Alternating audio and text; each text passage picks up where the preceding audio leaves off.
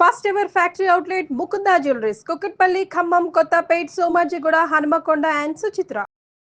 What it is a filtering system. అంటే రక్తాన్ని శుద్ధం చేసి కల్మషాలని బయటికి పంపిస్తూ శుద్ధమైన రక్తాన్ని మళ్ళా గుండె వైపుకు పంపించాలి. అంటే ఈ అద్భుతమైన ప్రక్రియని మనం పాడు చేసుకుంటున్నామని. ఆ అద్భుతమైన ప్రక్రియను పాడు చేస్తున్నామంటే మనకు కావాల్సిన అంశాలు కాకుండా కూడని అంశాలని మనం మన దేహంలోకి వేస్తున్నామని.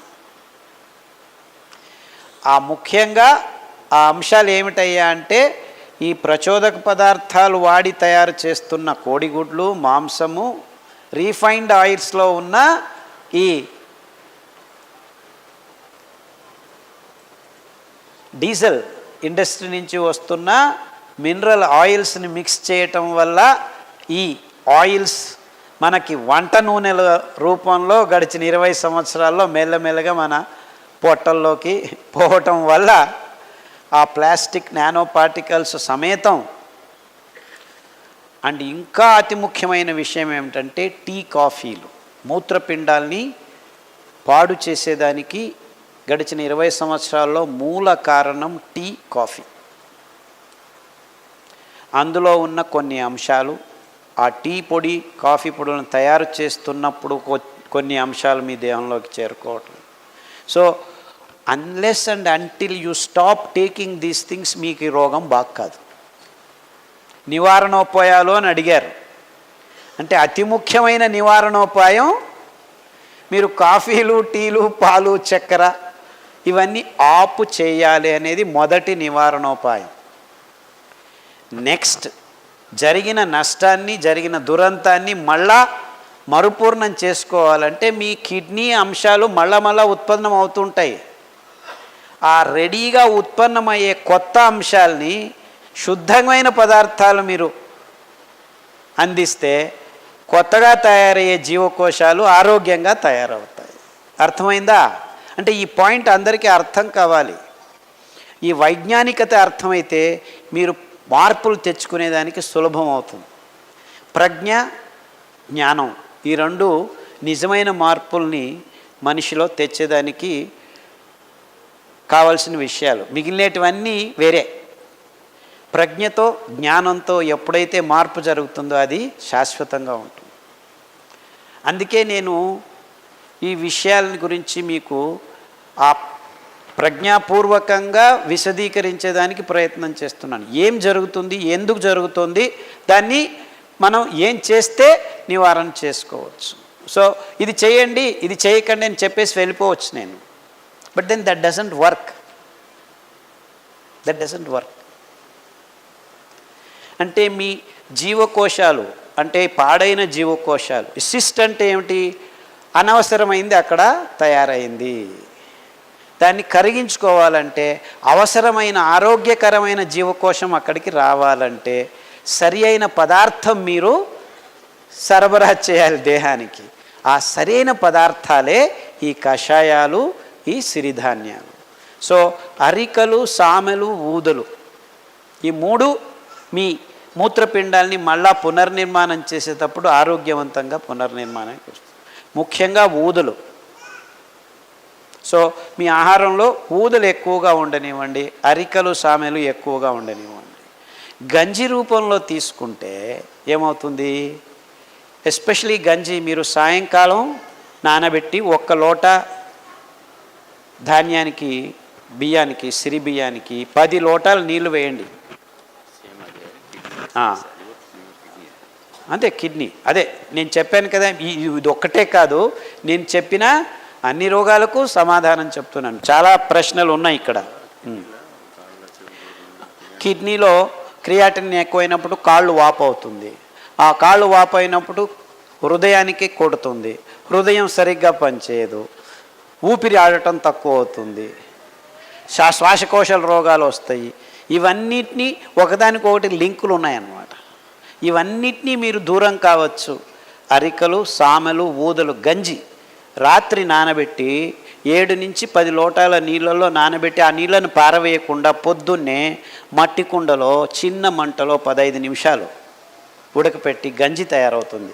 ఒక ఖద్దరు పట్ట దానికి కట్టేసి మూత, దాని మీద మూకటి పెట్టండి, మన్నితో తయారు చేసి సాయంకాలం వరకు ఆగితే ఆ ఉడికిన గంజిని ఫర్మెంట్ అవుతుంది, అంటే పులిసేదానికి మొదలవుతుంది. అప్పుడు వైవిధ్యమైన సూక్ష్మజీవులు, మన దేహానికి మంచి జరిపే సూక్ష్మజీవులు మైక్రోబయోమ్ అంటారు.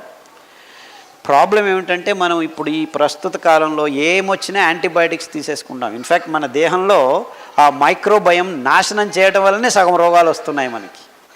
చిన్న పిల్లాడు పుట్టి దూపుతున్నాడు తగ్గుతున్నాడు అంటే యాంటీబయాటిక్స్ 3 వారాలు. Though it is the last thing you should do. ఎందుకంటే మన నోటి నుంచి గుదద్వారం వరకు పచననాళంలో ఈ సూక్ష్మజీవులు మనకు తెలియని లెక్కాచారంలో, అంటే మన దేహంలో 100 జీవకోశాలు ఉంటే నిజంగా మన సూక్ష్మజీవుల ఆ మైక్రోబయోమ్ ట్రిలియన్ సెల్స్ ఉంటాయన్నమాట. అంత ఎక్కువగా ఉన్నాయి. అవే మనం నిజంగా ఆ సింబయోటిక్ లివింగ్, ఆ సహజీవనమే మనం అంటే మనమే కాదు, యాక్చువల్లీ మన దేహంలో ఉన్న ఈ సూక్ష్మజీవులు కూడా మన కోసం పనిచేస్తున్నాయి. దానిని మనం నాశనం చేసేస్తున్నాం ఈ ఆధునిక జీవన శైలిలో ప్రతి ఒక్కరూ. సో మీకు నిజంగా రోగనిరోధక శక్తి పెంపొందించుకోవాలంటే మొదటిగా మీరందరూ చేయాల్సిన పని, మీ దేహంలో ఈ జీవకోశ సంపదను, అంటే అద్భుతమైన రోగనిరోధక శక్తిని మొదటి మెట్టుగా మీకు అందించే ఈ అద్భుతమైన ప్రక్రియను మీరు మళ్ళా పునఃస్థానం చేసుకోవాలి. అప్పుడే ఈ టెన్షన్లు హృదయం మీద, కిడ్నీల మీద, కాలేయం మీద ఈ ఒత్తిడులు తక్కువ అవుతాయి. ఎప్పుడైతే మీకు బయట నుంచి ఎదురొచ్చే ప్రమాదాలు తక్కువ అవుతాయో, ఈ సూక్ష్మజీవులే దాన్ని చూసుకుంటాయో, అప్పుడు మీ అంగాంగాలు స్వచ్ఛంగా హ్యాపీగా పనిచేసేదానికి వాతావరణం తయారవుతుందన్నమాట. అంటే మీ కిడ్నీలు పోయాయంటే అతి సూక్ష్మమైన అంగము, దానికి ముందు మీరు ఆ ఆవరణ, ఆ కవచం కలుగ చేయాలంటే, అందుకే కిడ్నీల ప్రాబ్లము, ఏ ప్రాబ్లం అయినా ఉద్బలనమైనప్పుడు, అంటే ఎక్కువగా ఉన్నప్పుడు ఫస్ట్ గంజికి వెళ్ళండి. ఇలా తయారు చేసుకున్న గంజిని 3 పూట్ల 5 పూట్ల తాగండి. దాంట్లో కొద్దిగా ఉప్పు వేసుకోండి, కావాల్సింటే మిరపకాయ వేసుకోవచ్చు, కావాల్సింటే కూరగాయలు. తర్వాత ఈ గంజిని ఇంక మళ్ళీ మీరు వేడి చేయకూడదు. మీకు వెచ్చగా కావాలి, గోరువెచ్చగా కావాలంటే ఈ గంజిని బాగా మరలిగించిన నీళ్ళలో, అంటే స్టవ్ మీద డైరెక్ట్గా వేడి చేయకండి. ఆ వేడి నీళ్ళల్లో ఈ పాత్రని పెడితే గోరువెచ్చగా అవుతుంది, దాన్ని మీరు తాగండి. సూక్ష్మజీవులు చనిపోవు. అంబలి అంటారు దీన్ని, గంజి అంబలి. గంజి వెంటనే తాగొచ్చు, తయారు చేసుకొని వేడివేడిగా అలాగూ తాగొచ్చు, అది ఆహారమే. అంబలి ఈ సూక్ష్మజీవుల్ని కూడా నింపుతుంది.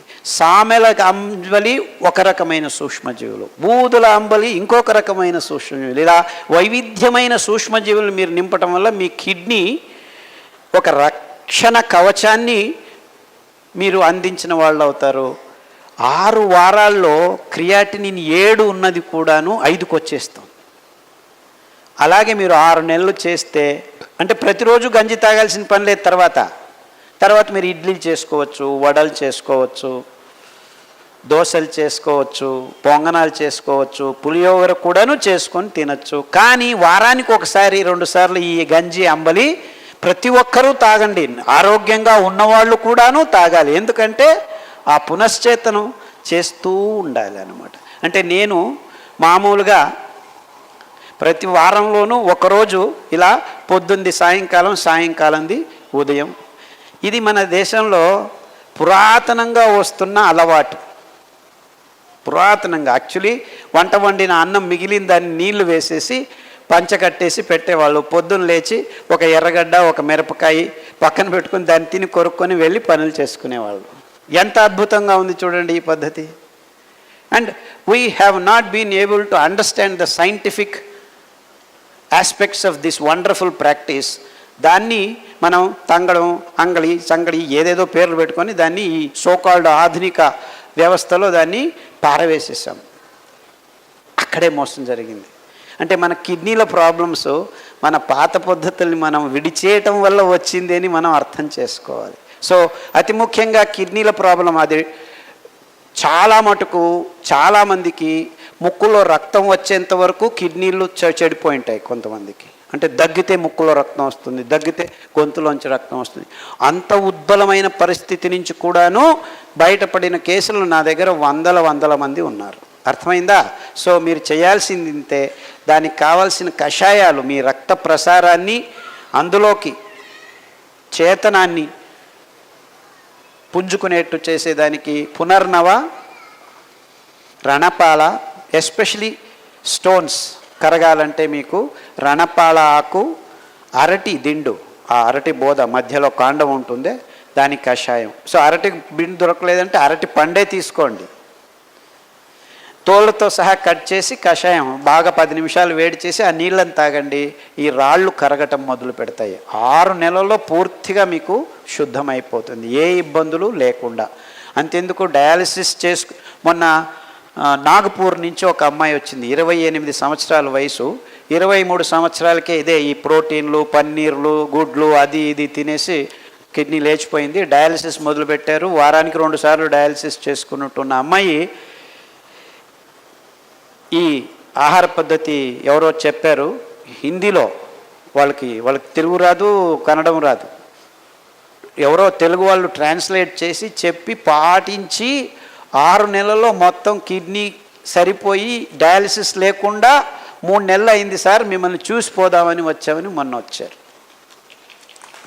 అలా గడిచిన 20 సంవత్సరాల్లో చాలామంది బాగు చేసుకున్నారు. అంటే మీరు శిస్తుబద్ధంగా క్రమబద్ధంగా ఈ అంశాలని పాటిస్తే I'm sure almost 80 out of 100 dialysis patients can come out if only they try it.